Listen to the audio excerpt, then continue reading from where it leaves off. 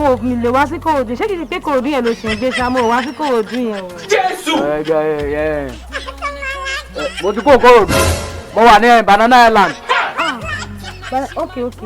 But mo ní mọ̀ ṣé wàá ọ̀dà 35 fún bí a kó wá pí. Jesus is Lord. Dúró mi tó wà náà ìyẹn ọ̀dà 35 fọ́. Okay, sorry, ẹ̀yin lẹ order Uber.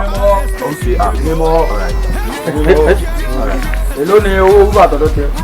For Kí ló dé? Àtàbújá ló ti ń gbé bọ̀ ni. àná ibi tí mo ti ń gbé wọn bọ̀ jìnnà ẹ béèrè lọ́wọ́ wọn ibi ó jìnnà. Ṣé bọ́ọ̀ gba tanfa? Yà bẹ́ẹ̀ ni sà mo gba transfer.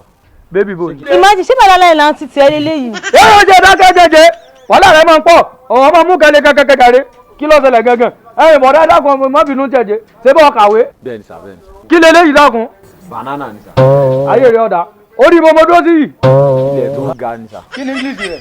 Island. Island Jésù. bá ń jókòó Banana Island. kí wàá lọ́n bá mi fà.